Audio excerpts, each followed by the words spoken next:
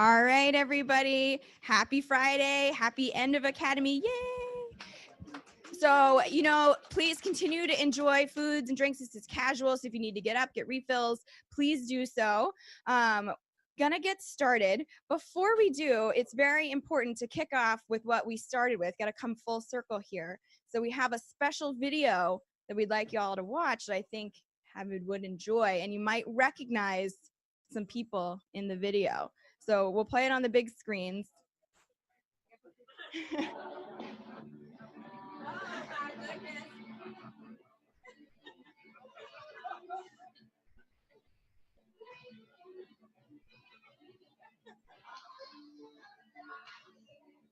Look at that unity.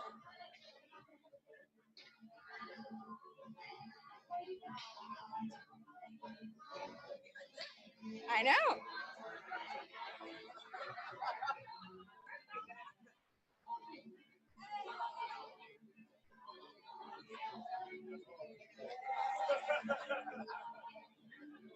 This is what full commitment looks like.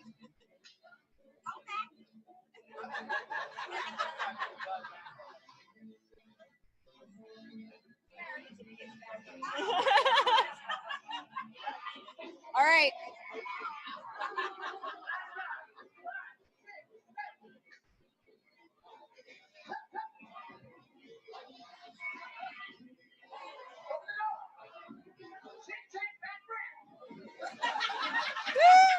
A round of applause for everyone. That awesome dance video. So you all are champions for just that piece alone.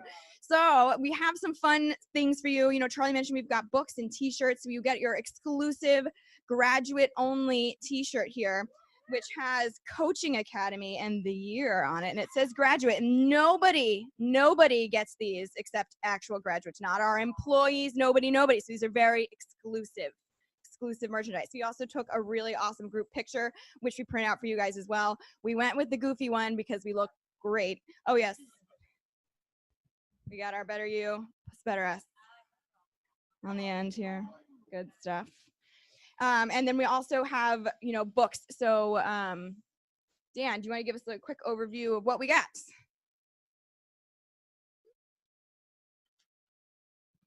All right, yeah, so we actually have 9 books for you guys, if you guys want to read.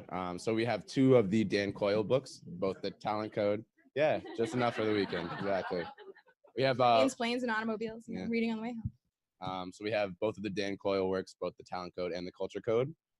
We also have Bob Keegan's book, In Everyone Culture, which features Next Jump as one of the deliberately developmental organizations. We have Simon Sinek's book, Leaders Eat Last. We have Jim Lear's PEMS. He's kind of the founder of the Human Performance Institute, one of the top coaches in the country. We have Adam Grant, who is a Warren professor, leading experts of organizational behavior, one of the best leaders of having balance, giving and taking as well. We have Nancy Schulman's book, which is about leading early learning specialists. It's about kind of developing your character. And I think the basis of it is the last time you really developed your character was in preschool. And so they kind of dive into that, talking about how we don't really try to deliberately develop our character when we're adults. We have Josh, sorry, I'm going to botch this name, Josh Waitskin, Chess and Martial Arts, which is an investment in loss. And then we have Ray Dalio, who is CEO of Bridgewater, and they're also a fellow DDO as well as us. Yeah. Quick rundown. So grab any of those that you would like. We've got tote bags as well, because we know it's like hard to carry around. So grab those on your way out. At this point, I think we want to transition over into our reflections piece. As we set it up, there's a whole bunch of, we've got Next Jumpers here. We've also had Mother's Day going on during this time. So it's a high e-commerce period for us. So we've got the whole team here that have been, coming out of the woodwork. They're behind the scenes. Obviously would love to hear a piece of your experience, just reflections and takeaways. So at this point, we'll open the floor to you guys. So I think we have a couple mics. So you could stay there. You can come up here. We found if we called you out, you might not be ready to share what you want, but we do want to hear from everybody who was part of this. And this is the only toll that we want. So I don't know who is the bravest in here. What's that? I have a question. I'll go first because as a mom too, my son has his first 5th grade dance tonight, which I'm like very emotional about. And so I have to get a 4:47 train. I'm like, I can't believe you're going to a dance. He wasn't going to go. And then he decided yesterday he was going to go. I'm like, no, why are you going? Right. So I just want to thank you both for, I think last night in our 10 p.m. I don't know what time our conversation ended, like 10 p.m.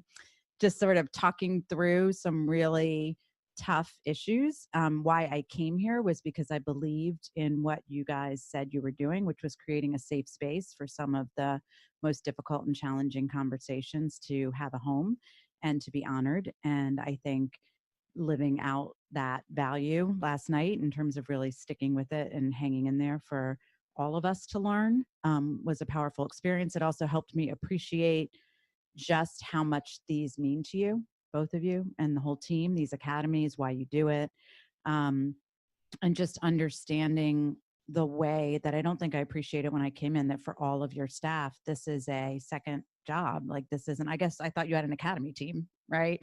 And then we've learned that that isn't in fact the case. And so just how gracious all of you have been and generous with your time and your learning and your experience and how vulnerable you've made yourself. I think my default is believe in humanity. I think I realize that sometimes that might not show up in my actions on a day-to-day basis. And so I appreciate you making me uncomfortable about that. And when I go back home, I think I'll be in a place to maybe take a few more risks about believing in the power of the community to manage some of the change that is in my heart to happen. And a lot of that is thanks to the space you created. So thank you.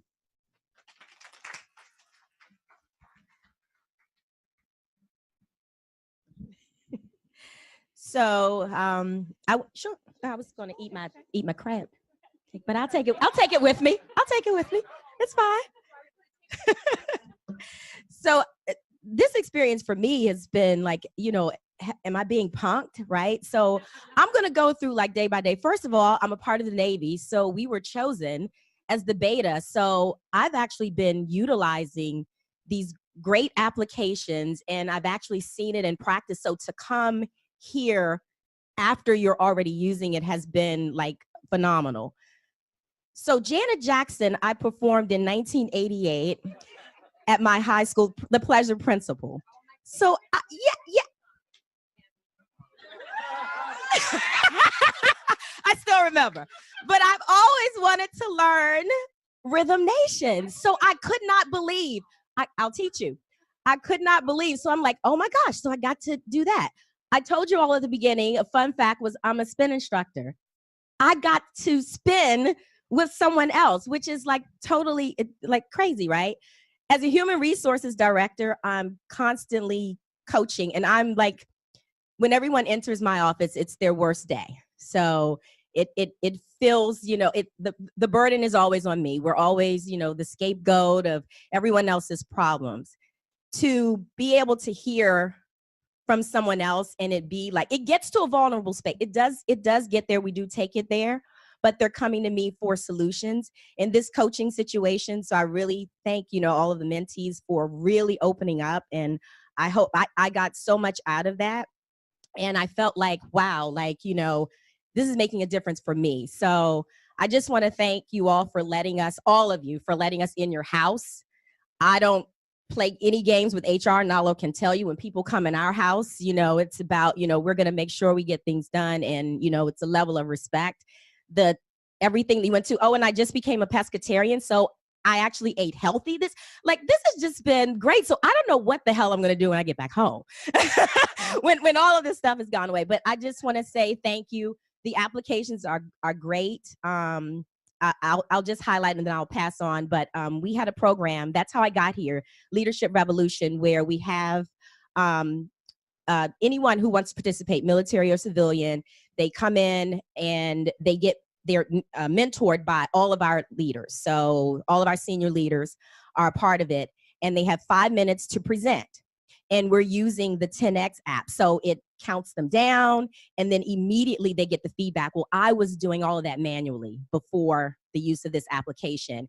And the mentees, you can tell from presentation to presentation, just how much the feedback has meant to them. So if any of you are thinking about it, you can, feel free to give us a call because we're actually practicing, the application. So thank you, Charlie and Megan, for having me. Thanks.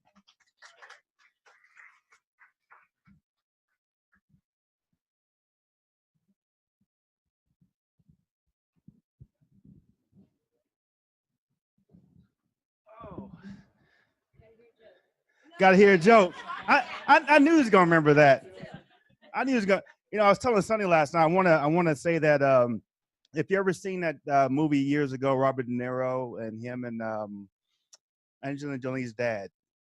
He was walking in New York and said, "Hey, I'm walking here." I was telling Sonny I want to do that before we leave because these cars, they don't stop. They don't stop. Like the green light don't mean shit. My dad told me that years ago. Son, the green light don't mean shit, and that's probably why I'm still standing here today. Because I grew up in the San Francisco Bay Area, and they don't stop there either. So, yeah. So anyway, there's my little joke.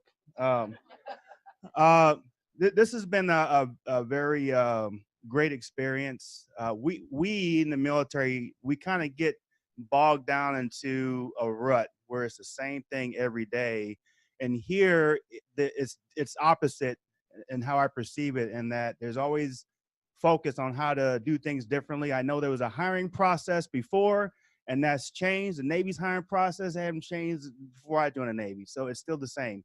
So it's great to be able to look at different ways of doing business for the better, but still meet the same intent. And the Navy sucks at that. It is horrible. I don't think if you can tell from my emotions with my own Navy, it is tough. And there's not that many of us out there, so I'm not trying to put the attention on myself. I'm a little bit of an outlier. I'm a little bit controversial in my area for a lot of reasons. It's because, well, let me back up here. The Navy has three core values, those mantras, whatever. It's honor, courage, commitment. That don't even belong to us. It was the Marine Corps, and we took it. How stupid is that shit? Okay. So honor, courage, commitment, and honor, courage, commitment. No, motherfucker, that's in the Marine Corps. Okay. First of all, that's a true story. So let me back up. So the Navy Marine Corps, we're together, right? You know that. Okay. So the Navy wanted to kind of break away, have its own thing. And the Marines says, no, we're going to keep honor, courage, commitment. You can kiss my ass. And the Navy says, no, we're going to have something different. So for a couple years, we had something stupid. We kind of touched on that today. You have these stupid mantras, they don't mean anything. And so finally the Navy went back to, okay, honor, courage, commitment. So it's kind of empty. But I say this a lot with my crew. I said, we have the honor. Most people are good. And Charlie made that point, and Megan. Most people are well-intentioned. They're good. They have the honor. Committed, you put your uniform on or your clothes on, you go to work. But that courage is a motherfucker. It is. To have the courage to make change, to have the courage like I do and speak up. It really is. And excuse my language, I'm a sailor, but it really is though. Is that yeah. And that's not a joke either. I am a sailor. But that courage really is. It's tough, and I'm trying so hard to push it on the young sailors that you have to have the courage to go outside the box, think outside the box, and do things that aren't popular to help your team. And this right here. Yes, there's a lot of pushback. Yes, there is throughout our community. I'm glad that Admiral Burr, I didn't realize he was this involved, so I'm glad to know that. That's unusual. Normally we try to make change from the bottom, then you get to the top and they say, get the hell out of here. Yeah, we got it. So I'm glad to see that we're doing that. And yes, Sonny and I, we're gonna go there and hit it hard and put this in place. And the youngins, they don't give a shit. They don't know what's going on. All they know is what we tell them to do and encourage them. They don't give a shit. It's the older guys and ladies that just kind of, it's hard to break. And that's just human nature when you've been doing something for a long time. And that's not to say they're bad people. Don't get me wrong. It's just hard to do something different when you've been doing something for a long time. The Navy's been around for a long time. It's evolved. So we've always obviously been doing something right. If we haven't, we wouldn't have a Navy right now. So we just need to hone our skills, figure out ways to do things better, and in some ways do more with less effort. We looked at a model with Charlie and Megan earlier. Like Sonny and I, in Navy mode. We wrote all kind of shit all over the wall and stuff, and took up the whole wall. And then and Charlie and Megan came in with this little piece of paper. What if we do it this way? I said, motherfucker, that's that's pretty good. And I wrote this big. I wish you could see it. This big old thing. All right, let's come up with ideas. And then when they come in here, and they took this small piece of paper.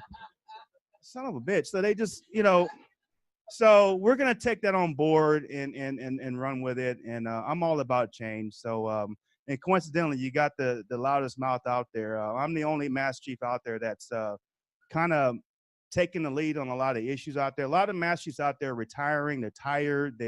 Some don't care. They're not bad people. They're just kind of passive. And so I'm trying to make change out there. We have a lot of problems out there where I am at Point Magoo. Our housing, for example, it has mold, it has lead, asbestos. The kids that are moving into the neighborhood, military dependents, move in there and they leave there with respiratory problems. So when you heard my story about the medical and how I got pushed back, we're getting the same shit with the housing. They're saying, no, it's fine. They hit us with statistics and all that bullshit.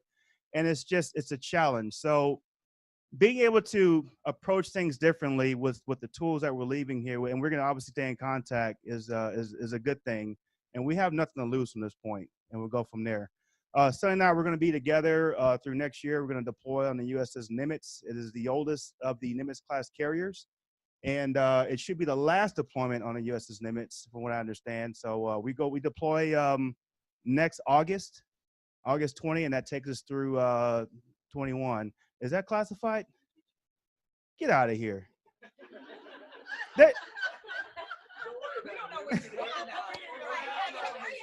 Hey, look, you know what? Real quick story. Look, if you want to know where the hell we are, check Facebook anyway. It don't fucking matter. All right. Yeah. We tracked the submarine. True story. We tracked the submarine via Facebook. The kids were getting off the submarine, Korea, Japan, and Guam, and they would always check in. Hey, having a great time, deployment. And then we drew this when I was at Pac Fleet with the Admiral Swift out there. We drew a line, and that was the path of the submarine. True story. So just check Facebook.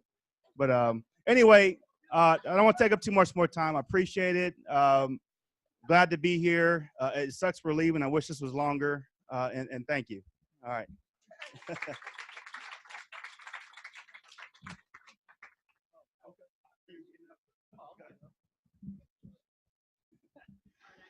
Okay, first of all, since CMC shared, just everyone look at the flash, and I'll just numb your minds real quick. First of all, thank you guys for opening your doors to us and just shutting down the business halfway, and really you pulled out all the stops from just the layers of depth that you guys have with just the food that you provide. It's just fantastic. I would like to, can we give them a round of applause real quick? Yeah. And that's for the next jumpers, all the next jumpers. Thank you. Also, you guys were an intimidating group to be around. The breadth of your guys' experience and what you bring to the table is incredible. The principles, thank you for what you're doing. What you ladies do, there's a whole segment of the military that is just the duck waiting underwater. The duck, it looks like above water, it's fine, but underwater, it's pedal and pedal. And that's what you guys do. So thank you for what you're doing. He owns a law firm. You teach two things. That's one of the two. Yeah. This guy is teaching, it's just, what you're doing is fantastic. And man, when you said your resume, my mouth just flew open. It's really impressive. So thank you for being here. And thank you for, I appreciated the group not just nodding their head and just accepting what was being taught to us. I appreciate the back and forth and the candidness, because I think that back and forth is valuable, because it takes A learns from B when they teach A, A learns when they teach B. Sorry. I came here, we've been doing the app for a little bit, and I came here with a lot of skepticism. because I didn't believe in it after having what we'd experienced, not knowing that that's only 1/4 of the pie. I had no idea about the rest of this stuff. So this academy really breathed some life back into me, and me and CMC are really motivated now to go back and try to change for the better. And I think that's what we need with the military, and not just the military, what everybody needs is a little bit these days. So I commend you guys for being progressive and thinking outside the box and challenging people to go and do these hard things, because they are hard. That's all I got. Thank you, guys. Thank you.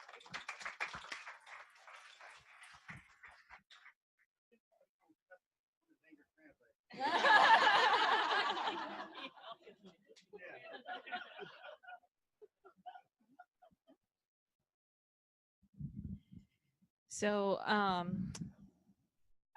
want to start with, over in my organization with the chaplain corps and the chief of chaplains, I'm one of the youngest ones. Believe me, I don't look it, but I'm only 34. And in my office, the average age is about 50 plus, because most chaplains are around that age. And then my peers are all a little bit above me because everybody has a higher rank, kind of like the E9 CMC over here. So that environment, seeing this has refreshed my mind as far as how we can help, and how my voice, and Chaplain Sheck has acknowledged this, has a seat at the table. And I get emotional, and it's okay. It's good. I love it. But it really, I cannot imagine to be a next jumper and to actually be at the table when we know the world is ran by people that are way older than us. And so to me, that really, really, really resonated. That someone like me has that chance. Excuse me. Woo. Woo. It's real. It's really awesome. And so I'm really bought into. Oh, thank you. Everything's been thought of. And finally, because I don't want to go too long, but just knowing that from the side of our mission and what we do, specifically with being sort of that voice that people hear or they go to, because again, they work in environments that our men and women have sometimes don't have that trusting person that they can go to, and so they go to the chaplain or to us because we're actually closer in rank with the majority of the military is enlisted, so they go to us to sort of vent a situation that is way beyond repair. It's not even like here, just little spurs of situations that you can mitigate. It's when it's beyond, my wife left me, or something's wrong with my kid and I don't know how to fix it, or I want to kill my boss and you can't tell anyone. And I'm like, oh god, okay. It gets to that, it gets real, and being in that environment, knowing that that my boss had that confidence to put me through this, even though we have so many projects going on right now, and things could fail while I'm here. It's okay. He's willing to take that risk because this is so important, because it's a long-term investment, and having that sort of that opportunity gives me that sense of responsibility, because he really is building a better me so that I can help others. And it definitely would go and resonate with our people. So I thank all of you guys in the back, because usually that's where I'm at. I'm in the back while my bosses are up here. So I know exactly what it takes to put this stuff together. Woo! But thank you so much.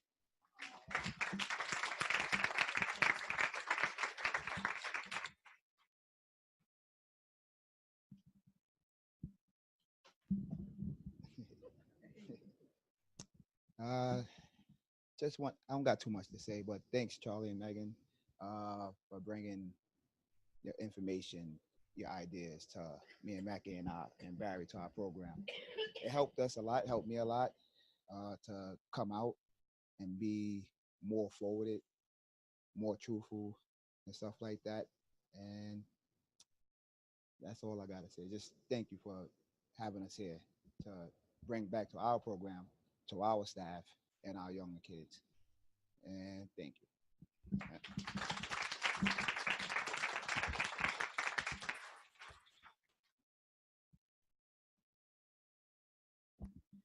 So in 2016, I decided that I wanted to answer a question. And after 20 some odd years of being in nonprofit public education, I was like, the issue really isn't the kids, it's the adults, but I don't know what to do for the adults. They're special people. I can't medicate them. I can't keep them drunk, but they need help. And so I decided that I was going to go back to graduate school. And I said, the dean at the time asked me, what problem are you trying to solve? And I said, well, the problem I'm trying to solve is I really want to help public educators be their best selves. She said, okay, who do you want to hang out with to solve it? Well, I was going to go over here and hang out with the educators. She's like, well, do they know how to be their best selves? Maybe I should go somewhere else.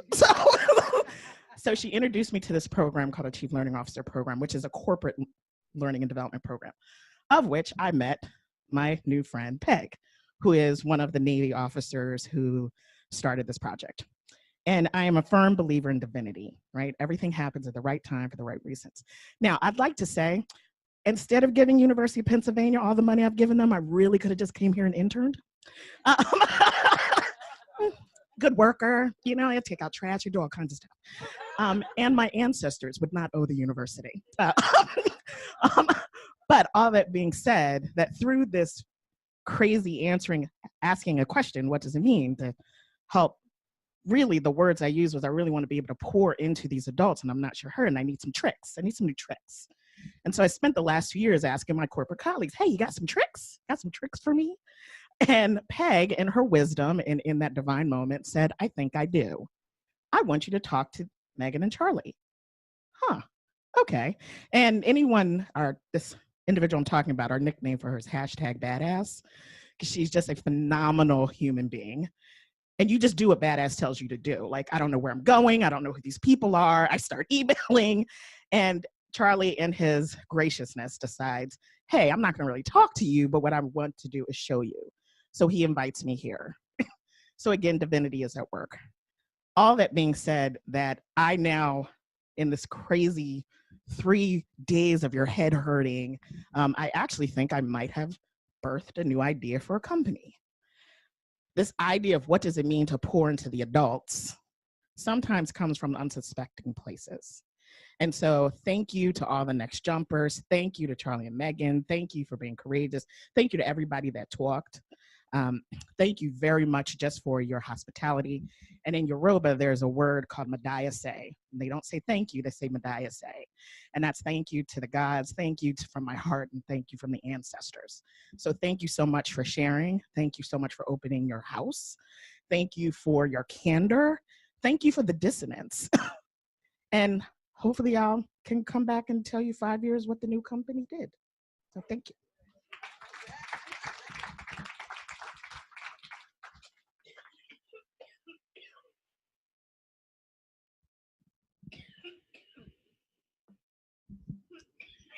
All right. Well, thank you guys so much for having all of us here, but especially for not just inviting me, but inviting my team. That means a lot to me. This is my second academy. The first time I was kind of in and out running my organization. I knew this was important, but I also knew how many things I had on my plate, and I kind of looked at the schedule and said, all right, this is what's important. I'll come to this, and I can skip that. That's not so important. And I'll come back for this. And I was kind of in and out. And I heard Megan and Charlie talk about how you have to be there for the whole thing to really, really get it. And even this time, I committed to the whole thing. I said, I'm going to move some things around. I'm going to make sure I'm here for the whole thing. I've been sharing the office here. Megan and Charlie adopted us as an organization and gave us 6 desks to work upstairs on the 8th floor. So we've been here, I guess, a couple months now. I've been here since September working with the kids. So slowly learning a little bit about what goes on around here and doing the culture tour 3 times now. And all right, now that's starting to make a little more sense. And anyways, back to this time around, just being here the whole time and really enjoyed it. Made sure I was going to be the last one to leave every night. I'm going to stay and enjoy the dinners and enjoy the conversations and meet people and have conversations and really take as much out of this as I possibly could. But it really wasn't until the last minute, and I want to thank Nicole and Laura for sticking their head into our meeting, and kind of it's just funny how life works, because we got to the end, and okay, knock knock, time for the sleep class, and sleep class is great, but we can't do the sleep class. We're right there, right? We're just right there. We're just so close, but we're not quite there yet. And I think that's how so much of what we learned this week, and so much of this information, it's like you can get a certain percentage out of it no matter what, but I feel that there's just like a breaking point, that if you don't hit that breaking point, you don't quite get it. And for me, it was the vulnerability part. And just, well, I don't know how to do that. I just don't know how to do it. I walk in the gym. If you see me in a gym, I walk in the gym and I just start screaming, and everyone just does exactly what I say. And people ask me all the time, how do you do it? I don't know how I do it, but they just, thank God it works, because but the vulnerability, how do you share vulnerability? That's not what I do. I yell at people. I joke. I yell at children. For what do you do for a living? I yell at children for a living. That's my job description. But the vulnerability part was the hardest thing for me to kind of figure out. How I understood that it was important, but I didn't understand how I could be vulnerable, and how I could be vulnerable with my staff. The other thing that didn't really make sense was the lying, hiding, faking. I understood that happens. I understood that my coach and my staff was lying, hiding, faking, and I understood how my players were lying, hiding, faking, but I couldn't figure out where I was lying, hiding, and faking. And I think that directly connect with the vulnerability. So I just want to thank Laura and Nicole again, because what we really got to was just a simple sentence of, I need my staff. I need you. I need Jermaine. I think that I might make clear, but I'm always complaining about my junior staff and the frustrations I have working with high school and college students on a part-time basis, and the limitation of having a young staff, and the lying, hiding, faking became really clear, because I could hear myself saying, I don't need them. I don't need them. I can do this myself. It's so frustrating, because we're paying them to do something we don't even need them. But that's the line, hiding and faking. And the vulnerability is that, yes, I do need them. The other thing, and I didn't even click until just now, but the other thing that I've been lying, hiding, faking a lot, really over the last 3-4 years, is Steady Buckets. We started it about 8 years ago. We started with 0 kids, 2 kids, then 4 kids, then 7 kids. Then boom, there was 100 kids. And then again, boom, there was 500 kids. And then boom, now the last 2 years, we've had over 2,000 kids register in the program. There's very often over 100 kids in the gym at one time. So it's overwhelming. And I very often, when I describe it, I say, a part of me just wants to go back and me and Coach Jermaine and half the kids, and we don't need the big budget. We don't need to operate out of 5 gyms, 1 gym, 2 coaches, and life will be simple. But again, that's just a lie. That's not what I want. You talk about making the company strong so you can help more people. And again, that the lie is that I would prefer a simpler life and helping less people. The truth is that I'll do anything it takes to continue to grow it so I can help as many kids as I can. And with that truth in mind, the real truth is I need help.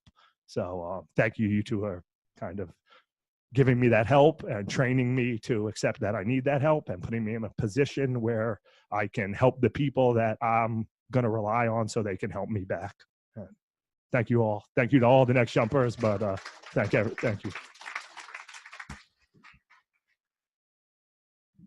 That was great, Mackie. Again, I'll join in Megan, Charlie, and the staff. It's been eye-opening for me to be here. I am the executive director, the co-founder of Steady Buckets with Mackie. A little bit of a backstory. Back in 2010, my son, I guess, was 12 or 13 years old at that point in time. Steady Buckets was born out of of Greenwich Village. Both Mackie and I, 20 years apart, grew up in the village. We had a lot of similarities. And I wanted my kid, of course, to become an NBA basketball player at the time. Of course, wasn't going to work out. It was a strange fantasy of mine, and I was dragging him all over the city to various, leaving work. I own a busy law firm right down here on Union Square, and you see sometimes I was in and out. It wasn't because I wanted to be rude or not get to know any of you. It's because in addition to being here, I had to run my small litigation practice, and everybody was screaming and yelling and wanting to know where I was. And I think they thought I was out playing golf during this period of time. They didn't believe it. Including my wife, who I stuck with most of the responsibility. She's my law partner and also part of the executive committee at Steady Buckets as well. So I don't know what she thought Mackie and I were doing here. And at the end of the day, I think it's not beyond Mackie and I once in a while to sneak out to get 9 holes of golf in. So I think she thought maybe we went on a golf trip, and she didn't see me coming home every night. Anyway, a friend of mine put Mackie and I together. He was the executive director of the Chinatown Lower East Side YMCA. And he was new there, and he identified in his own experience that a lot of the younger kids, they were always taken care of because Lord knows in our day and age, in the 21st century, the younger kids are overscheduled, no matter what your money situation is. There's always an abundance of programs for younger kids to join in.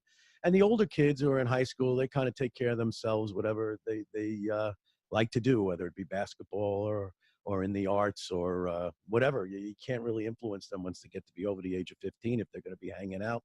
You try to save them, but it's hard. But where you really can influence kids, my friend told me, was in that middle school range, and that sweet spot of perhaps maybe 4th grade or 5th grade to the 7th grade. If you can get those kids on the straight and narrow, whether it be in basketball or in music or in arts, you really can impact the kid's life, greatly. So what he wanted to do is he wanted to institute a middle school basketball tournament at the time downtown, off of Houston Street, nearby. I don't know, for those of you from the New York area, where the Whole Foods is.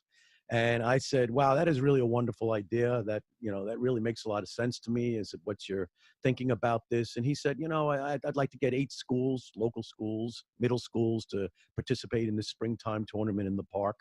And I said, that's great. He's like, would you get maybe your friends? We need about $2,500 to get this thing off the ground with referees, uniform, coaches. And I said, yeah, that should be fine.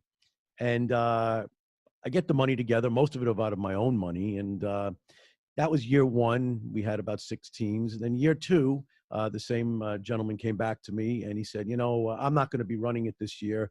I came across this young man named Mackie Bergman. He coaches Little League in the neighborhood. His father is a man very prominent in the community. And Mackie started this basketball program called Steady Buckets that he's trying to get off the ground. And he started the program here at the Y. And, he's got about 4 kids in the program. And I'm going to put him in charge to try to get this tournament off the ground. I said, wonderful. And that year, I think the tournament grew to 10 teams. And my law firm, I think we financed half of them. And I've had some of my other legal buddies finance the other teams. And I show up on that first day there with my team. I was coaching my son's team in the tournament at that point in time. And I met Mackie, and I can go on about it. It turned out Mackie was an umpire in our local Little League. And actually, when I was a coach, threw me out of the game. And at one time, and he told me years later that he was just waiting for a guy like me to come along to throw out of the game. And make a long story, I looked at Mackie, and there was something magical about him. The way that the kids related to him, he was like the Pied Piper for these middle school kids. And I observed him on a couple of weeks, teaching and then reffing and running clinics for the kids. And initially, it was all about my kid. How is my kid going to get better? How am I going to get Mackie to get involved to get my kid better? And then a light bulb went off in my head, and this is where it's long-winded, but I'm getting to.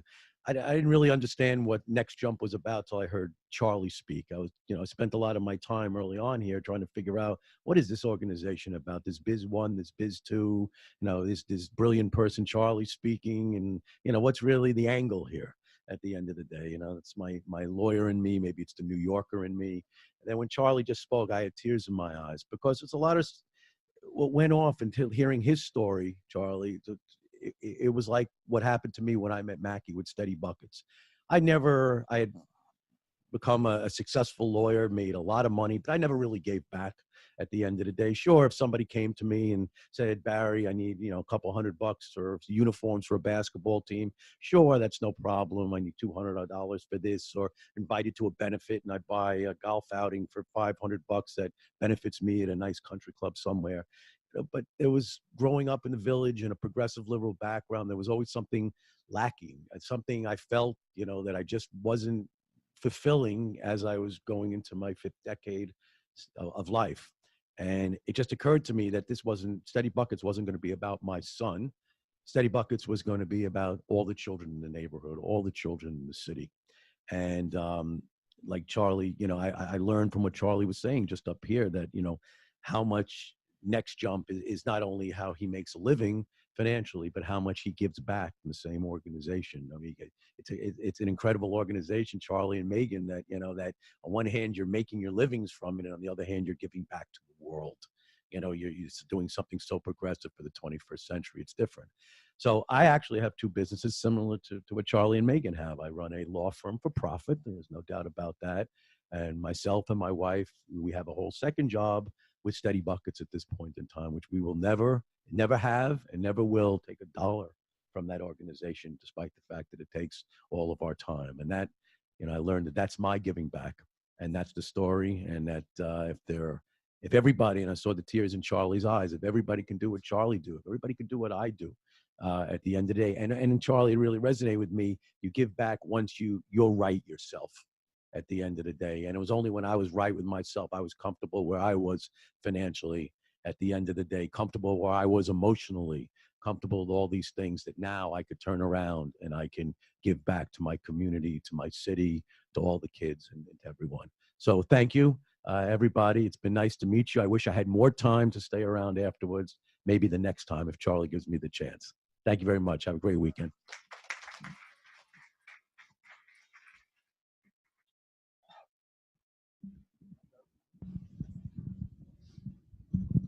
So my story kind of starts in 2014, and this is when I first knew Charlie, but Charlie didn't know me, right? So 2014, Charlie's wife, I had an interview with her to get a job, and I walked into her office. It was kind of my first real job, and we had a conversation. It was really good, and then she kind of switched things to a more personal note, and she was like, really, who are you, and what do you want to do, and who do you want to be? And I was like, I'm a little uncomfortable. Why are you uncomfortable? These clothes, this isn't how I dress. And she goes, why aren't you dressed how you want to? And I was like, well, because people are going to look down on me if I, wear what I want. And she was like, there are ways around that. And, ever since I had my first conversation with Ella, as you probably have seen from the past few days, like, I wear whatever the fuck I want, right? And it's not about the clothes, right? It was about her giving me the confidence to be who I really am, and always show up as myself, no matter what scenario that I'm in, and no matter who I'm speaking to and who's in the room. It doesn't matter. I mean? I'm here, you're here. We both can be here as ourselves. So that's when I first began to be a part of this Next Jump training. I think I've been on this train for a while, because that was in 2014 in July, and Next Jump started pretty soon after that. And I had been hearing about Charlie, and I'd been to Charlie's house and had dinner. Charlie wasn't there. He was working here, I'm sure. And now 6 years later, I finally meet Charlie, and I understand what all those conversations about corn and Nobel Peace Prizes that Ella used to tell me about. I was like, what is she talking about? Who's this? Corn and Africa and all this stuff. And I was like, I don't get it. But now I get it. And you know what I mean? And it's so much a part of who I am. Charlie's wife is a very inspirational person. She's very intelligent. And I took that job, not because I love the company, but because I wanted to work for Ella. And I wanted someone to inspire me and really, teach me and give me that confidence I was looking for, or just unlock the confidence that I already knew that was there. So I can attest to the fact, and maybe this is more of a testament than, a reflection, that, this is real and this is very genuine, and it's very ingrained in Charlie's family and the people who are around him, because, it's always there. Even when Next Jump wasn't there, it was there. You know what I mean? And I think that really what reflection I do have is that we all have the possibility to make these small changes. And I've always struggled with how I'm going to change the world. And I've always felt like the world is on my shoulders. Like, I always feel that way. I'm always stressed out about something, and I always feel like I have to do something. But I don't really feel like I've done much in my life to make any changes or any impacts in people's lives. And one thing that resonated with me here is because I was spending that time trying to fix myself, right? And I had to be right with myself. And there were many things that I was lying about, that I was hiding, that I was, very afraid of to admit. Everything that's bad and violent probably happened to me as a child. And, I wasn't there. I wasn't present to deal with those things. How did I ever think I was going to help anybody else, right? Like, how did I ever think I was going to go out and change the world? How did I ever think I was going to lift the world off my shoulders if I couldn't be honest with myself and say, there are some changes that I have to make first before I can go out and be Superman or Superwoman and do these things and help these people. So we can fast forward to November of 2018 when I had a bald spot in my head. It was like the size of a quarter. And I'm quite vain, so that bald spot really hit me hard. It hit me hard. And my roommate was cutting my hair, and I was going somewhere. I think I was going to like Korea or somewhere. And I was getting a haircut before I left. And she goes, what are you going to do about this bald spot in your head? And I was like, what bald spot in my head? Yeah, and I didn't know it was there. It was in the back of my head. I didn't know it was there. So, I went to all these doctors. They tried to put steroids in my scalp, all these things. I said no. And then I went to see a nutritionist, and he told me, you're stressed out. And I was like, well, okay, I live in New York. Everybody's stressed out in New York. I'm going to pay you $300 to tell me I'm stressed out. And he was like, no, well, the type of stress that you're going through is, it's your body. You're stressing out your body. And what he defined as stress was when any cell in your body has to work harder than another cell, right? So I was like, okay, well, that's not very, what am I supposed to do about that? And slowly I went on this kind of journey to make small changes in my life. I'm guessing it's that 2% that we've been talking about. And I think that I realized during that process that that's why big changes in my life had never happened before, because I try to do so much, right? Like, I'm going to save all my money. I'm going to contribute, 20% of my pay to my 401k. I'm going to run every day at the track. I'm going to do this. And I try to do it all at once and always failed, right? Because one day it was raining, so I didn't go to the gym. And then, I saw these shoes that I wanted. They cost $1,000. So I bought them and had to decrease the contribution to my 401k. So, things happen. And not all of that has changed. Let me tell you, much of that, as you can see, hasn't changed. But now my hair's grown back. It's been about 4 or 5 months since that happened. And there were just small changes that I made along the way. I stopped eating most meat. I stopped doing little things here and there. And it was hard at first. I started fasting on the weekends and doing these different things. And it was really those small changes that culminated into a big impact in my life, right? Like, I feel better than I've ever felt. I feel really reinvigorated. And it's no like happenstance that I'm here, and everybody here has talked about divinity and like, this not being by chance that people are here. And I definitely don't think that there's any way that this could just be happenstance. Like, this was meant to be, because, I'm at a point in my life where I'm struggling at work, not in terms of what my work actually is, but if that's what I actually want to do. And if that's going to provide the biggest impact in the world, that I know I can do. I got a big mouth, you know what I mean?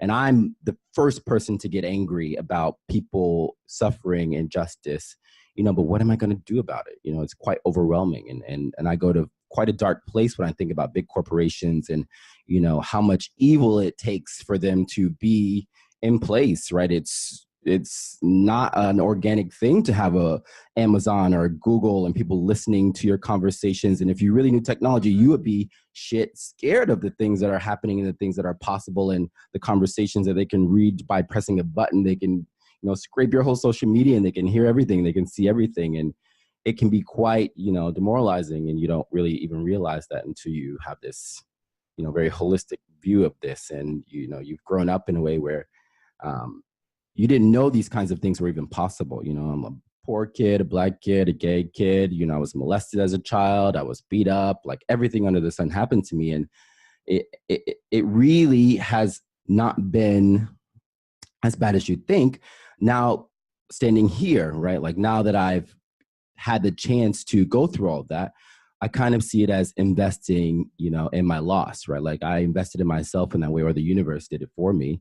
And it made me quite strong. And I was lying, hiding, and I was very afraid that you know, people knowing about those things or people seeing those things or people hearing those things would make them pity me or would make them like, you know, look down on me in some kind of stigmatized way, because that's what, you know, people do in a lot of circumstances. And it's very unfortunate. But what I think this has taught me is that, you know, that can also be quite a strength for me. And that can also be something that I use to, you know, empower other people. And the one thing that I can do right now here, you know, after I leave this place is make sure that the people in my organization and the kids in my organization, I call them kids, I'm only 30, I'm probably a kid to all of you, but make sure that they also know that, you know, it's okay for them to, you know, have doubts or, you know, be afraid, but it's a safe space for us to really explore their lives and figure out what they want to do. And maybe they can arrive at that place much faster than I did, right? Like it took me 3 decades to arrive here at this place where I'm present with all of you and I can talk about this, it'd be okay.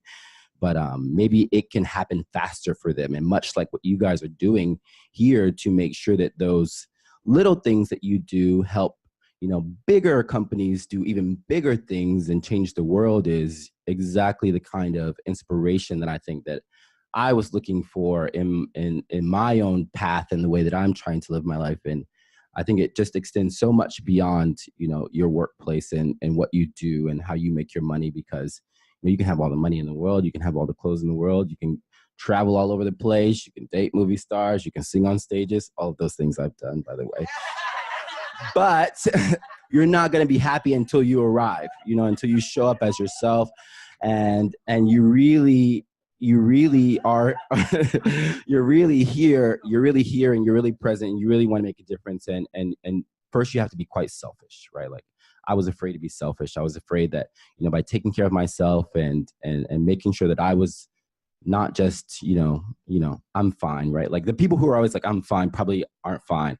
And I'm always fine, right? Like this is me on a trend line. Like I'm fine. But this is probably more like where my trend line is like, if you don't realize that you're not actually okay and you don't realize that, or you don't admit it, you probably know it, but if you don't admit it, it's never going to get better. You're never going to be able to help anyone. You're never going to be able to make a difference. So I really appreciate what you guys are doing. I know that it's real. And I hope by, you know, kind of sharing that backstory that anybody who had any doubts about what this place is all about and its core values and what Charlie and Megan are trying to do and all the next jumpers, you know, I hope that can kind of wipe that away because it's very real. And we really appreciate what you guys are doing. And I hope the world knows what you guys are doing. And I think it's really beautiful.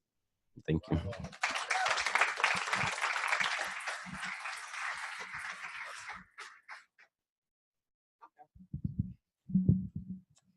Okay, so Tammy said to me last Thursday or Friday, she was like, hey, do you want to go up to New York to this coaching training? And I was like, oh, sure, when? And I'm thinking way down, maybe September.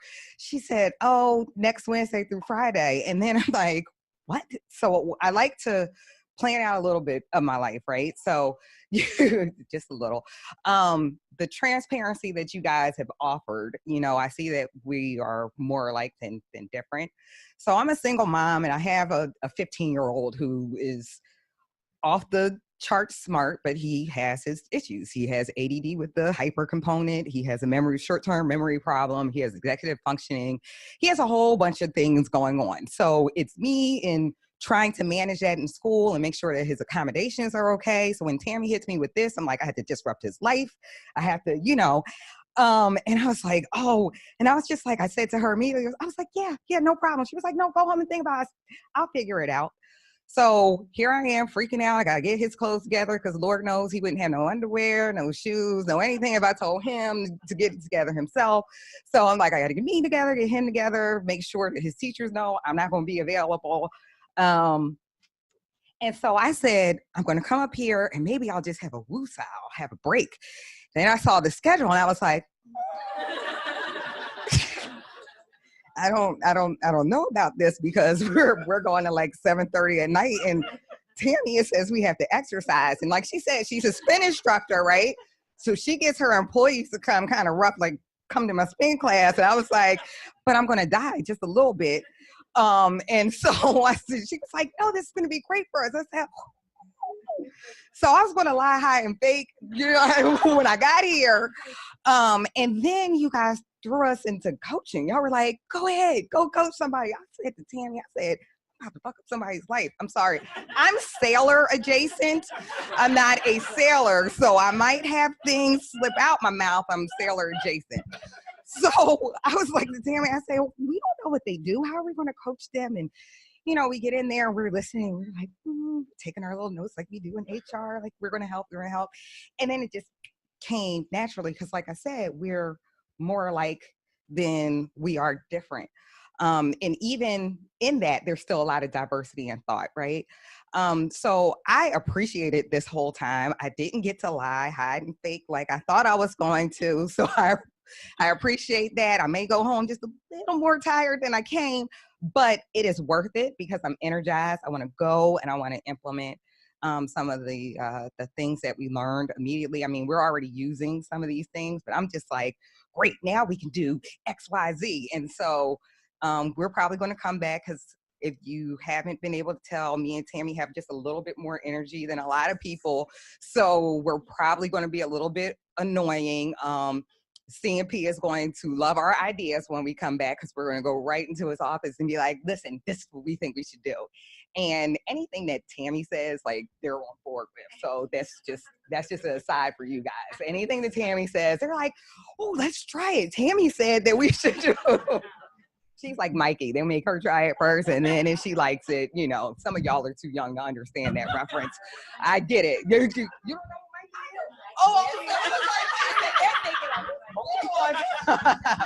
So I appreciate these 3 days. Even though they were long in nature, they were really short because I felt like there was more and there is more. So I'm really excited. I appreciate you guys. You know, Megan being a mother and having to deal, like when you said, you know, I'm a mom and how can I do this and I can't help my son, I felt the same way. I was in education. I did elementary education and I ignored everything for 9 years with my son. I knew he had ADHD. I knew he had issues, but I was like, no, it'll work out. He'll grow out of it. He'll, you know, and so we're all in this parenting thing trying to figure it out. So don't feel like you're not helping your son. You are helping your son by admitting that you don't know what to do. So you're helping. We're more like than what you even think, and you're far ahead of the game because you're not ignoring what's there as an aside. So, you know, I just wanted to offer that to you because I know it's hard. There's many a days that I cried, you know, behind what I'm doing to my son that's affecting his future, but he's fine. I mean, he's absolutely, yeah, he's absolutely okay. He's, you know, can I get Chick-fil-A tonight, Mom, already? Like, I can Uber Eats it to the house. No, you can't. So, I mean, where do you think that money comes from? He's like, I'm going to be a lifeguard this summer. You're not a lifeguard yet. So, pump your brakes and just wait. So, thank you. Thank you guys so very much for opening your doors, allowing us in. Really, really appreciate it. We look forward to working with you guys. It's going to be, you know, it's going to be a massive undertaking, especially how the Navy is structured. But I look at it, I'm going to end the way I started. You know, I started in elementary education. I said I moved over to the adult side and I hated it because adults know it all. You know, there's no way. But this actually gives me a little bit of hope because the more timid adults, the ones who don't want to speak up, they'll actually get to have a little bit of a voice and it'll start changing. And maybe we won't have, oh, that's a lie. We're going to have the know-it-alls, but they'll get the feedback of, hey, guess what? You're wrong. Oh, you know, so they'll get that. So I think that's very helpful. So this gives me a little bit of hope, and I'm a little bit more energized to work with some of the adults when I go back. Not all. Thank you.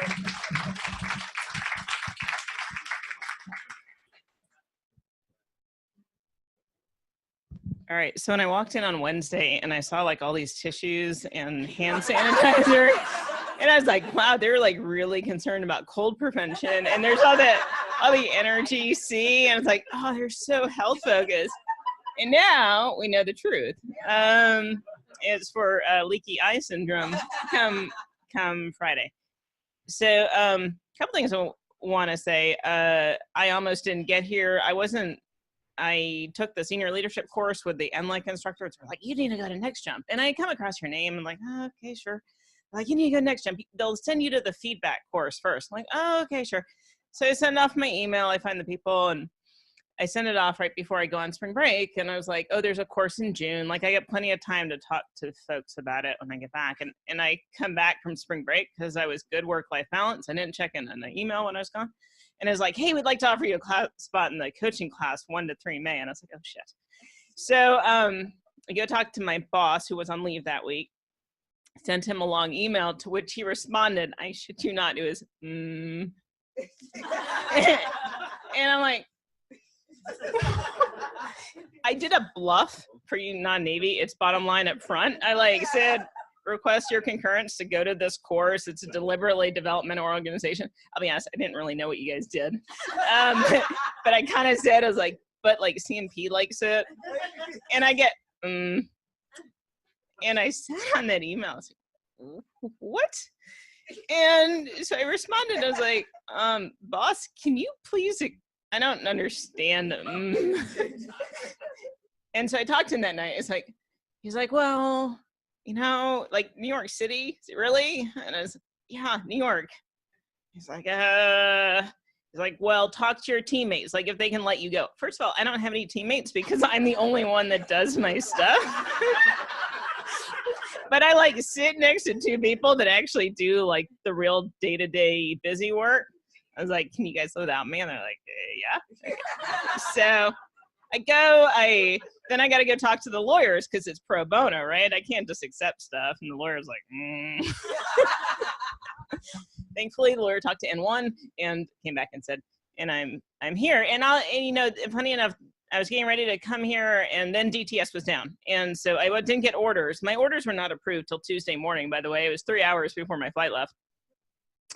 And I woke up on Monday, and honestly, the week prior had just gone to shit. Some of the guys that sat with me heard my story from the week prior. And I don't know why, but every once in a while, people, when you're under 20 years, people ask, oh, are you staying until you're going to retire? I'm like, yeah. Now I'm over 20 years. It's like, oh, so you're going to retire. I'm like, well, not quite. I don't know what I'm doing. Okay, so what are you going to do when you grow up? I'm like, I don't know. It's not work. Honestly, I want the years back that I gave to the Navy. I want them back for my kids if they still talk to me. And I'd like to do all the things I haven't been able to do for the last 20-something years. But I tell my husband there's only one thing I want to work for, and that's if I can do work that makes work better for people, because this is where we spend all our waking hours. And so anyway, I didn't know about this class, and I come in and it's like, wow, they got hand sanitizer and there's free food. This is so weird. And you guys start off with that, like making work better, because that's where we are. And I was like, okay, well, I don't know what these guys do, but I think I like what they're thinking. So I'm not going to say a true believer the whole time. Day one, I was like, yeah, this is awesome. I had a friend call me up for advice. I was like, I get to put coaching into practice tonight. Day two, last night, I went home and like, I don't know about this. And kind of day three, it started to sort of come together. A couple firsts for this week. First dance class, you might have noticed on the video. No. First spin class. Hopefully you didn't notice. The lights were out. I appreciated that. Let's see. First time I've actually found kombucha that tasted good. And so it was very cool. I am very excited about what we can take from this. It's not all going to work for us. And we were talking today. I was like, I think I'm going for 0.2%. I don't think I can get to 2% yet, but if I can maybe nudge a little bit to make some progress, help our community. Since everyone's kind of in their journey stuff. Yeah, thanks for making me cry, Megan. Appreciate that. I was an organizational behavior and finance double major in college. And I'll be honest, I was probably what people call the smart kids. I never broke 1,000 on the SAT. That still bothers me. But look, I had a 3.9 GPA, and then I had 2 masters at a 4.0. And I was kind of definitely attuned to like culture and stuff in organizations. Like, this is really important to me. And my breaking point came in 2016. I was in Ghana doing my milestone tour. So that's our command equivalent tour. And we got there and my son imploded in spectacular style. ADHD, it kind of exacerbated. It finally came to night. All the signs that I've been ignoring, we just imploded. And here I was overseas. I was like, this is my tour. This was my leadership challenge. This was my tour. And long story short, my son and my husband went back to the States and we finished out the tour with just me and my daughter. And I remember pulling my staff in to talk to them and crying and thinking, oh, this isn't what leaders do. But I looked around at the rest of my staff were crying too. And I spent a lot of time isolating myself kind of after his diagnosis, because I was like, well, this isn't what this isn't what good parents do. And they don't have these problems. And I really had to start naming it and start talking out loud to a lot of other people, because I realized that it was only shame if I kept it myself. And yeah, I started talking and you're like, wow, there's all these other parents with ADHD kids. And you know what, they're really good kids too. And they're really loved. And I think as a leader, that was my big turning point. And what I've focused on when I've come back is like talking to people and like, yeah, there are times our lives suck and we're downrange, and I can have that 4.0 and I can have all this career success, but I'm hiding in the corner of my room crying because I don't know what to do for my son who's in the other room. So my mind was not at work and I couldn't do it. I am incredibly grateful to those leaders that supported me through it and got me through. And as a wonderful opportunity, I came back to the job that I'm in and was by happenstance kind of handed hey, you get to figure out how to do our leader development in our community. And the one thing I kept harping on is like, our people are getting burned out. And parents are getting old, and we're afraid that we're going to be 5, 6, 7,000 miles away, and we're going to get the call and we're not going to get home in time. And we're not going to get that time back. And some of us love living overseas, and I love the work, and it's amazing and it's great. But my kids don't know what America looks like, and my kids haven't lived with me, and we can't. We got to save our people. So it sucked. It was the low point of my personal and professional life. And I'm glad we came out of it. My kid's doing great. He's still a pain in the ass, but I love him dearly, and he's gonna still be a pain in the ass. You know, leadership is about the whole person. So thank you for recognizing what the Navy does in terms of that. We have so many problems, and it's so frustrating.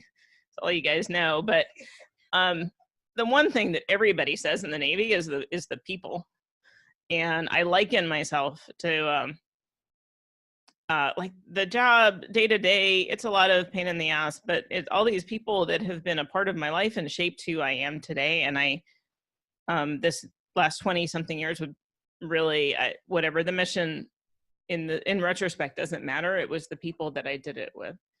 So anything that we can continue to do to make that better. I don't know if we'll ever get there, but I do hope we keep trying, and I appreciate this opportunity.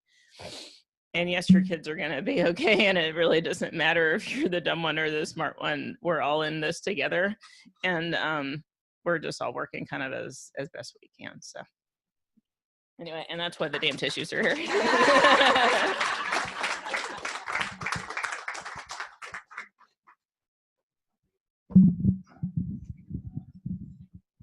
So I'd just like to say thank you to all of you.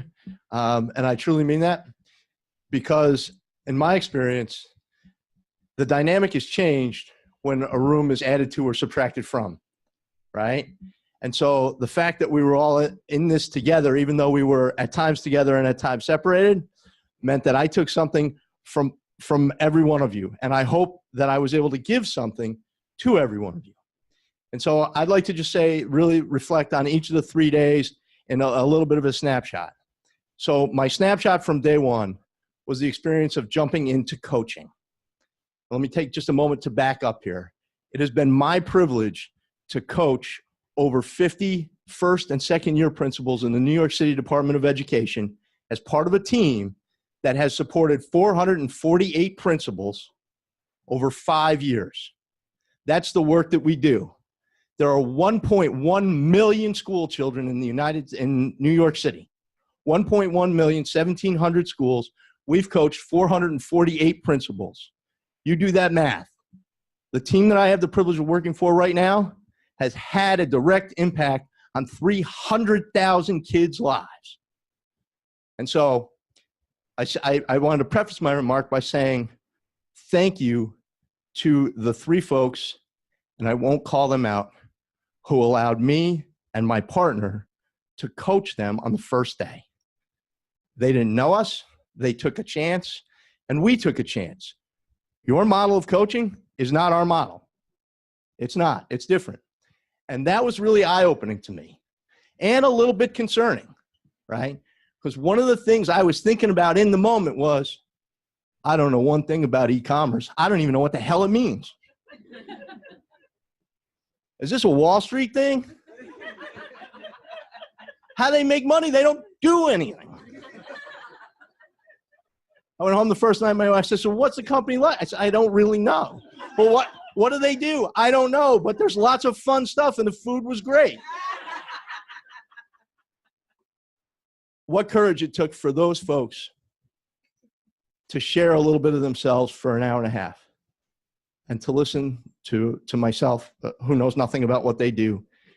And they've shared with me that there was a value add. We were actually able to give some value add to them. That was day one. So thank you for that opportunity. Day two, as I think back on day two, what did I really think and appreciate most about day two? Everything. But everything culminating in the spin class. And the why I choose the spin class is I don't know if any of you looked up from your cycles to look in the mirror, but given the nature of my, and you'll appreciate this, thousands of dollars worth of shoes, right? Given the nature of that, I had no choice but to do what I do the way that I do it, right? You're going to hate this, Charlie, because it's all about slow and steady. I just keep pedaling. I never stop, right? So I was admiring all of you in the mirror, flying up and down, and your butts were going one way and the other way.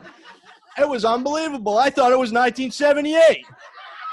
I was waiting for John Travolta to come out and, right? And then I remembered we did that the night before. But I point to spin class because spin class for me really represented the moment where there could never be lying, hiding, and faking. You could do what you do when you do it because the mirror was looking back at you.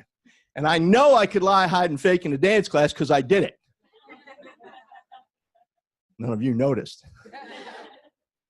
But I couldn't in the spin class, and neither could any of you. And so I take from that, and I spin that into day three, and I think about day three. And what I point to at day three is the moment that happened before we came here and had a drink and shared some reflections. Charlie and Megan, when you shared your stories, what I took from that was, this is real. This is real for you and for everybody in this company. And then I jump back to the first day. How do I know that?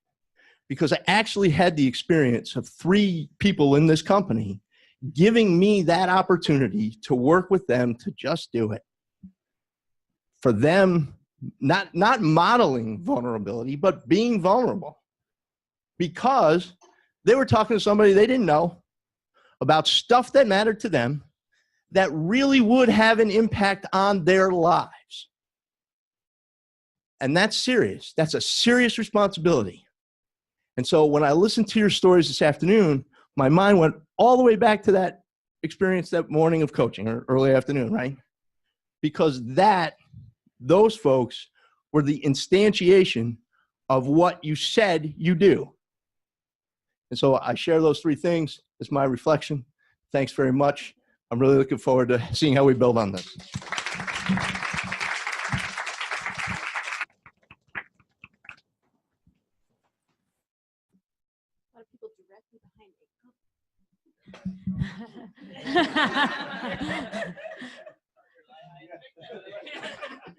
So I also just want to start by saying thank you guys so much for giving us this experience. I'll start by saying so last night I went home and was having dinner with my husband, and I was just telling him about all these things I've been learning, all these ideas. I'm talking about thinking fast and slow, and really using your intuition and working together, and being vulnerable. And I'm telling him about sleep class. I'm telling all this relaxation strategies and all this stuff, and how invigorating it was. And so my husband is a theater director, and so he listened to me. He said, the first thing he said was "Oh, so you went to theater school?" And I said, what do you mean? He's like, oh, well, what they're talking about is what we do. He said that, we come together, a group of designers and technicians and actors and dramaturgs and all, and we have 4 weeks to put together something beautiful for the public.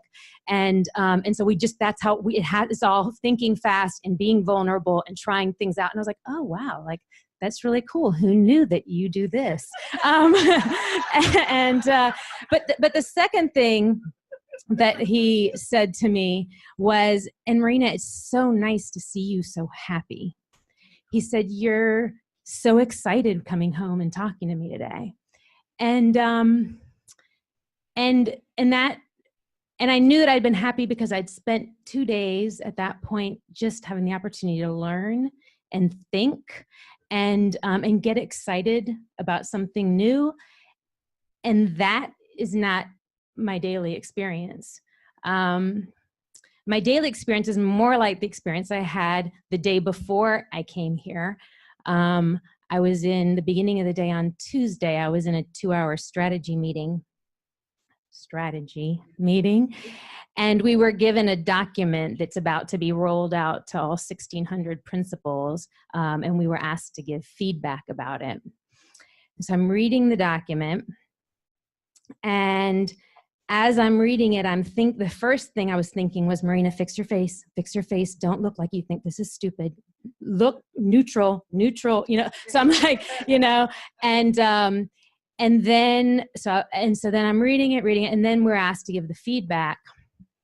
And so then I had this conversation with myself, now, Marina, you can't actually give the feedback. You can't actually say what you think about this document. That would not be a good move in this organization.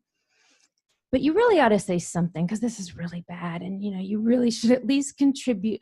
You should say something. And so, okay, so what is the feedback I could give that would be acceptable and make me still feel like I'm viewed as a team player here, and also make me look smart and like I'm a critical thinker, and would actually, be small enough that it wouldn't look like I'm, not going with the grain. And all that's to say that, I spend my days in an organization where it feels most of the time like the core values are lying, hiding, and faking. And the strategy is sort of death by 1,000 cuts. And there's an expectation that we'll just take it because we believe that every child deserves a high quality education. And we believe that so passionately in our core that we don't care how they treat us, we'll just take it. And that's really tough. The flip side of that, though, is that I have the privilege and the honor of leading an office within this giant bureaucracy. And so that gives me the opportunity to create a little bubble within the giant organization. And I really see one of my biggest responsibilities in my job as the head of the Office of Leadership is to protect my people from that and to create a different kind of space where we can learn together and learn from one another and share what we're struggling with and ask each other for help and accept the feedback. And, you know, that's what I've really been trying to do for a few years. And it's felt really hard, it's like we're swimming upstream, like because people come into our office and they expect it to be like that. And I'm saying, no, here in the Office of Leadership, it doesn't have to be that way. We're going to make it different. But it's been, it's like fighting against the culture. And I've had a lot of times where I'm just like, yeah, it's just not possible. You know, it's just like, maybe I really can't. But I'll say that, you know, before I came to the DOE, I worked for another organization called KIP, the Knowledge is Power Program. I was excited to see there were some KIPsters in Boston. And we had a bunch of corny mantras to quote Daniel Coyle. And one of them was that the actual proves the possible. And I feel like here, you know, I've seen that when I see the Navy, right? And I see like, it's so similar to us. And it's like this huge bureaucracy and very entrenched and very hierarchical with lots of rules about who you can talk to and who you absolutely can't and what's considered respectful and what's not. And if the Navy's actually changing, and to hear some of, you know, these, I didn't understand what the titles were and who was in charge of who, but like these people who seem to be really like important in the Navy, talking about how they're changing things and really actually putting this stuff into practice and really making it happen, and hearing you all talk about how it's taking root in your organization. I'm like, well, if they can do it, then we can do it too. We really can. And so I feel like I just got so many new ideas, and it really just gave me a fresh energy to go back and just keep trying and keep plugging at it. Because I do really believe that, you know, our people are our greatest asset, and that, you know, our job as leaders is to take care of our people and to make an environment for them where they are nurtured and supported and challenged and have the opportunity to grow. So thank you.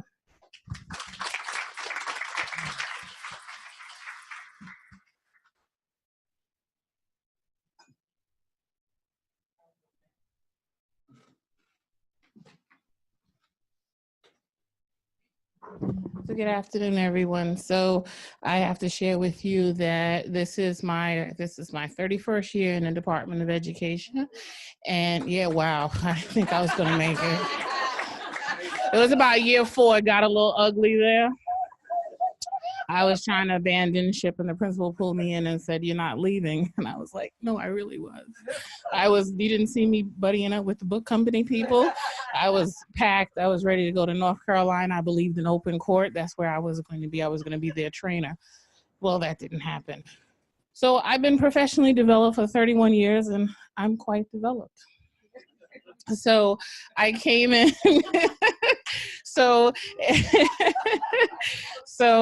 you know, and I have been part of the crew that has been doing the development for a long time as well. But I wanted to share, thank you for the opportunity, and also thank you for sharing your story, because I think that one of the powerful things about sharing your story is that everybody has a story. Good, bad, and indifferent. Everyone has had different opportunities. Everyone has had those death by 1,000 cuts, and yet we still keep surviving and moving on. I want to thank you also for, I guess, giving me new eyes, because part of the challenge of being in a profession for so long is that you're going to this for 3 days, and it's like, here we go. Another binder, another t-shirt, sorry, another bag. And I'll cherish it and I'll carry it. I promise. But so, you know, but one of the things I really appreciated these 3 days was that so in my new position, we work around 3 buckets, and the first was school culture. And I think that just culture is just imminent. When you walk in, you just feel it. And that was very important for me when I was a principal, that I wanted my building, I wanted to look, feel, and just have a certain feeling to it. And I think that that's always been part of my biggest, like, pushing that boulder up. Because there's so many things, like Marina just stated, there's so many things that keep coming at you, and it's just like a fight every day. So I think I did win the fight. However, I just feel like the last 3 days just opened my eyes a little bit different, and I'm starting to think about my thinking, metacognition, of course, and I think the way I've been giving feedback, I'm going to have to think about it a little bit. I've been thinking about it a little bit different. So next year, so this year's my first year doing something different. So now next year, I'm going to think about it just a little bit differently. And I think that's the purpose of coming out and just learning something with new eyes. So I thank you for that.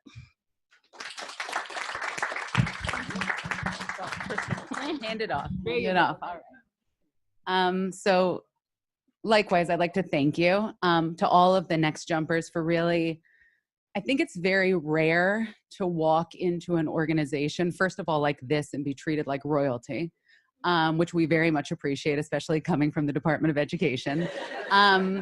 But also to see an organization that really practices what you preach. And that is like absolutely from the first minute when you walk in, everything is strategic.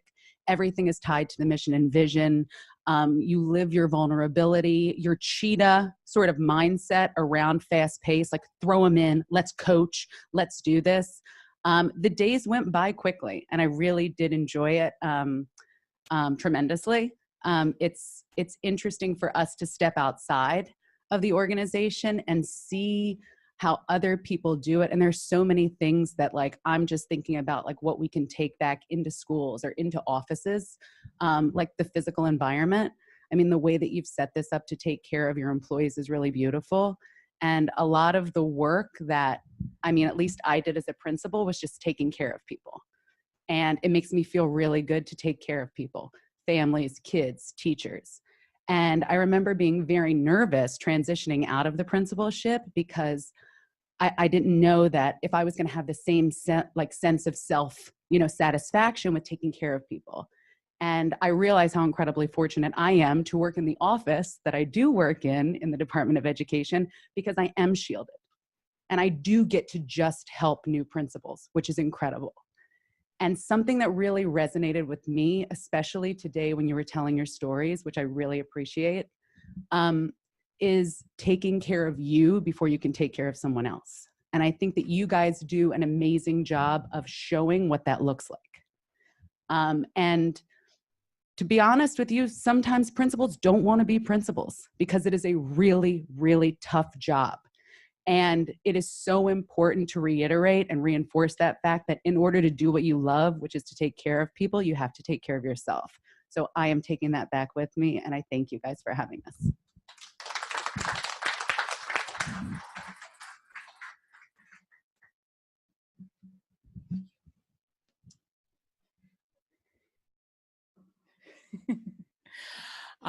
So I would like to follow suit in thanking really everyone that's in the room for making this an amazing experience. But particularly thank you to Charlie and Megan for really thinking outside of the box and doing something that a lot of CEOs only dream of doing. And the point that you made earlier that oftentimes people wait to give back, you're really giving in the moment, and that's quite admirable. So my experience over the last 3 days has been a really good one. Again, to echo some other points that were made. The first day I was like, well, I don't really know what's happening here, but it looks good. It sounds good from what I've read online. Like things are happening that are obviously positively affecting the greater community at large. And the second day, I was really impressed with the sleep class in particular. Very impressed, just because of my own life experience and the way that my life is unfolding now. Also a doctoral student at the University of Pennsylvania, so we made the connection. As well as a full-time mom to a 4-year-old. My husband is in the military. He is active. He is actually out for training now, so it's just myself and my daughter. And it's like I'm always running. In addition to being a full-time principal coach, former junior high school principal, it's like I'm just all over the place. So to have the opportunity to take some time to think about my thinking, to have the time and opportunity to relax, which was amazing. I actually Googled Yoga Nidra because I'd never heard of Yoga Nidra before. Was really a good one. And particularly, it was great to be in a company and an organization where some hard conversations were being had. And the two of you were very much willing to go there and engage in conversation that may have been difficult and or uncomfortable. And you were present and you showed up, and that really, for me, was something like that stayed with me. So I, again, think that, amazing things are happening here. We had a very great conversation, the Office of Leadership folks from the DOE, thinking about some practices that we could take back. We already do Talking Partners, so thinking about how we can ramp up our Talking Partners program, and then also how we can begin to implement some of the 10X work and really try to provide people with opportunity to just show, prove, practice, improve, and learn. So thank you.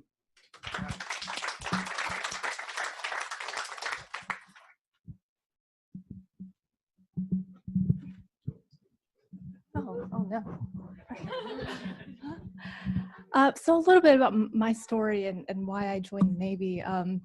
Like you, Charlie, is very inspired by my dad. He grew up in the Philippines in the poorest of the poor. But he had the opportunity at 18 years old to join the U.S. Navy. So he took it, and in Navy boot camp was the first time he ever slept on a bed. Like that's, so kind of the same story with my mom's dad. He was in the Navy. And so I would not exist if it weren't for the Navy. And that's what drove me to join. It was, I wanted to give back. Like you, I always had this desire, like I want to give back, I want to make a difference. And so, I joined the Navy, and then when I did, I saw what it was really like. It's pretty bad. There's some messed up, yeah. And then now I work in the Office of Preventing Destructive Behaviors. So now I'm really seeing what, like, I mean, I'm hearing these awful things every day. But it's such a blessing to have a company like Next Jump come help us out where we really need it. And this whole like better me, better you, I'm realizing, I have this desire to make a difference, but there are things that I need to work on myself. Maybe that's why I've had these struggles of not making a difference like I'd like to. So that's been a really big thing for me this time around. Yeah, St. Therese says you are exactly where you're meant to be. And I do feel that this is where I'm supposed to be. And like, all the divinity, like it's all meant for a purpose. And so I'm just so grateful. So thank you, Charlie, Megan, and to all the Next Jumpers.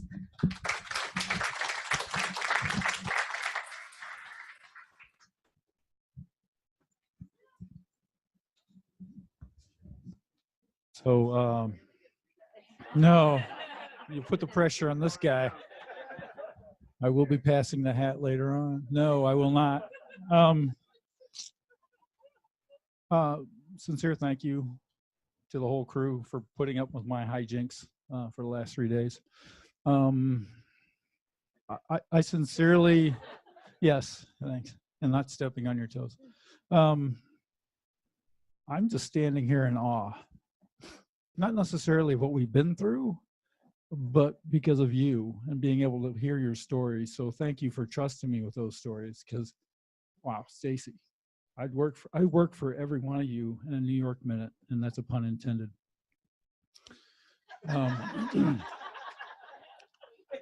So some of you may have heard this quote before, but it really resonates to me in this moment. It is not the critic who counts, not the person who points out how the strong woman stumbles, or where the doer of deeds could have done them better. The credit belongs to the woman who is actually in the arena, whose face is marred by dust and sweat and blood, who strives violently, who errs, who comes short again and again, because there is no effort without error and shortcoming, but who does not actually strive to do those deeds, who knows great enthusiasms, the great devotions, who spends himself in a worthy cause, who at the best knows in the end the triumph of high achievement, and who at the worst, if she fails, at least fails while daring greatly, so that his place shall never be with those cold and timid souls who neither know victory nor defeat. Thanks for not being timid. Thanks for not being cold. Thanks for staying in the arena. And for those parents that are struggling with kids, I have one too. The secret is just to stay warm. Stay warm to your kids. That will take you the long haul. Thanks again.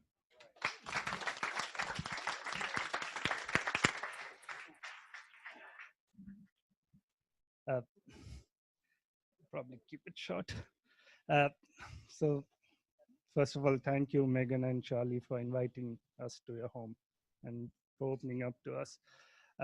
And thank you to every Next Jumper, not just the ones who contributed to the Academy, but just by the virtue of being a Next Jumper, you have contributed in a meaningful way to what, to our experience here.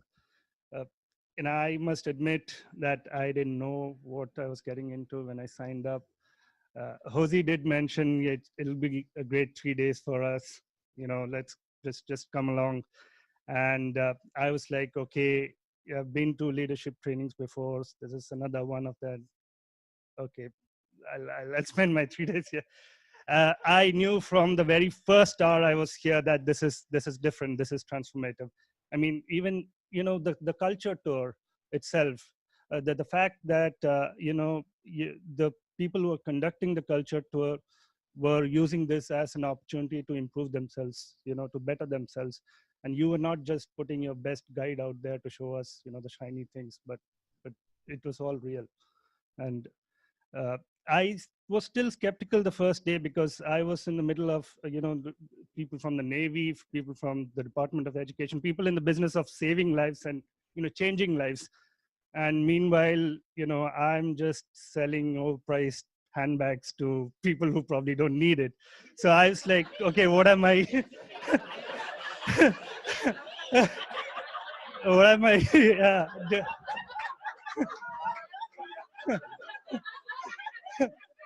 No, he knows that. We do that every day. Yeah.